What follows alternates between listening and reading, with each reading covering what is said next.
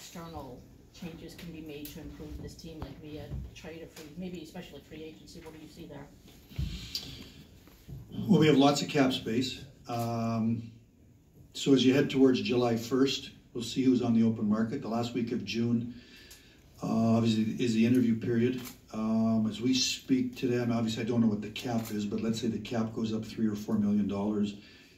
I would anticipate we've got in the neighborhood of, $15 to $20 million of cap space as we sit here today. Certainly we can explore the unrestricted free agent market. As far as trades go, I mean, we can, as we go to the draft, we'll explore trades. I think the reality is when you're rebuilding and building a franchise, it's about patience. It's about having a plan of how to get there, and it's never fun. It's not fun. I mean, as you look around the league, and you can just look at team by team how long it took for them to get there. It takes longer than you like, and I think that it's no fun to miss the playoffs. It's no fun to be out 3 years in a row, and we have great fans. They want to be in the building on Wednesday night or on the weekend for a playoff game and cheering their team on. So I understand. We made it 25 years in a row, and some years we went on long runs, and 4 times we were left the last team standing. So that's the ultimate goal. I believe we're on the right path. We have lots of picks. We have we'll find out tomorrow night what pick we got. We're going to get a high pick. We got 3 seconds. Veleno was one of the finalists for the MVP award in the Quebec League. McIsaac is a really good defenseman. As a second-round pick last year in the Quebec League. We got Cholowski, you've got Zadina, you got Rasmussen, you've got some players here. The reality is we got to continue along that path. And how do we now? You're asking, what do you do to complement it? Well, certainly free agency is an option, but unless we can entice somebody to come here that's high impact.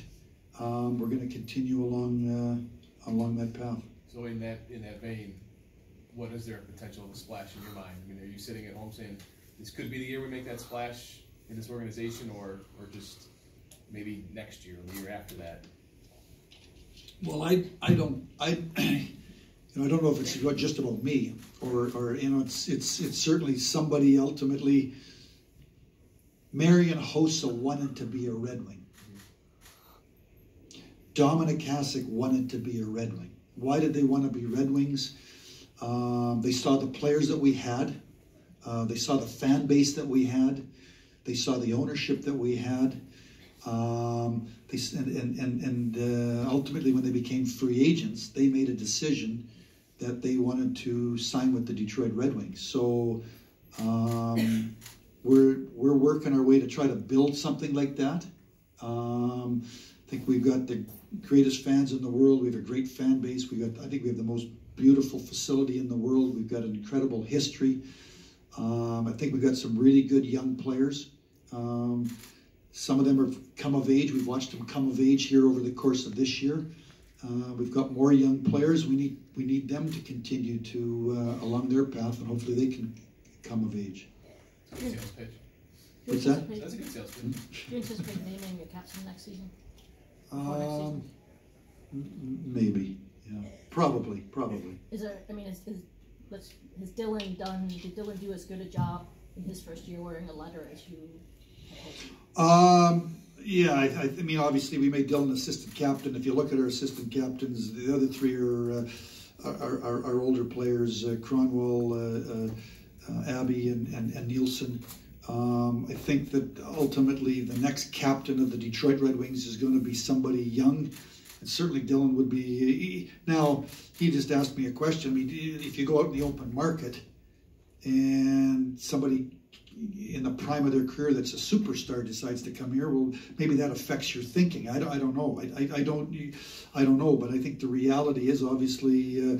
We made Dylan a letter, and I think as we work our way to the summertime and into training camp, certainly he's a legitimate candidate. He plays hard. He's gone through you know, the 4 years of developing into he's a tremendous player, and if you're going to be a face of this franchise, and we need more faces of the franchise, but certainly he would be a leading candidate to be the next captain, but not prepared to have the announcement today. Ken, how does this team's defense get better? I know you mentioned possibly free agency, but realistically, is it going to have to come from within, from the system, or from the players that you are? I think so. I think so. I mean, answer, it's either got to be from within, or you sign you know, high impact star player, whether it's in the summer of 19 or the summer of 20 with cap dollars, right? You know, there's lots of cap space, and we have lots of cap space in the summer of 19. You know, if you look at the players, the expiring contracts in 20, there's another probably $15 million in expiring contracts in the summer of 20.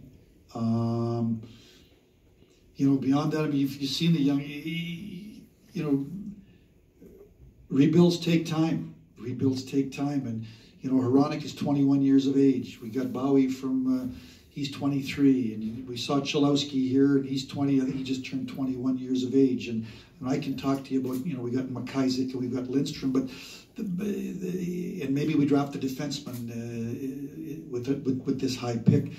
But they're 19, 20, 21 years of age.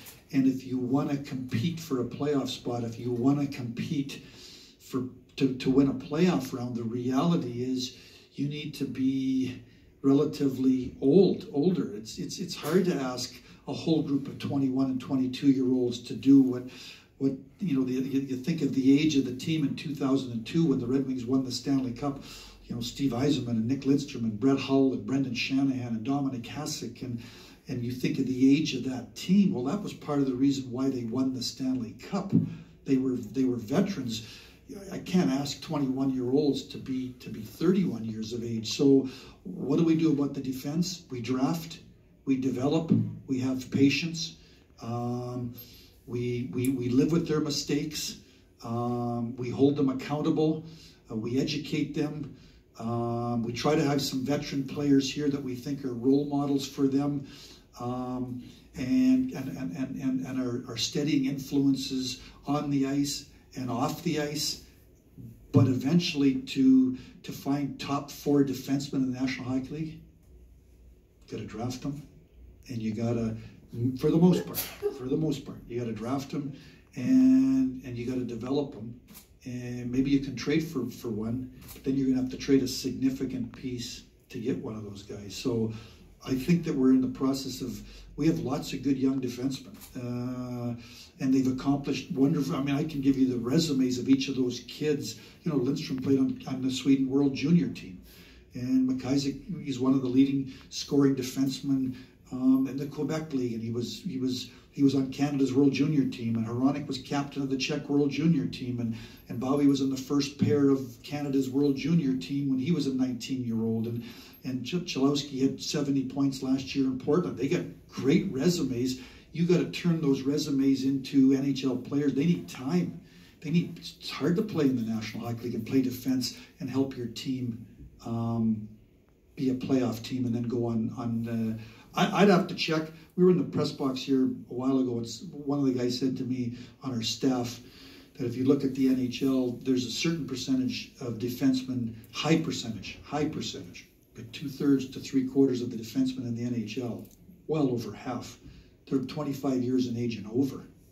So, you know, the defensemen I'm talking to you about are all between the age of 20 and 23. They need time. They're coming. Now, how good are they going to be? Yeah. Pavel Datsyuk, when he got here, scored 10 goals his first year, scored 11 goals his second year. You know, I don't think anybody knew he was going to be Pavel Datsyuk. You know, so I'm not saying any of these players, are going to be Pavel Datsyuk. What I'm saying is they need time, they need patience, and they've got to. They need to be in situations, and they're gonna fail. They got to get back up. They got to go back on the ice, and they got to do it all over again. What's the outlook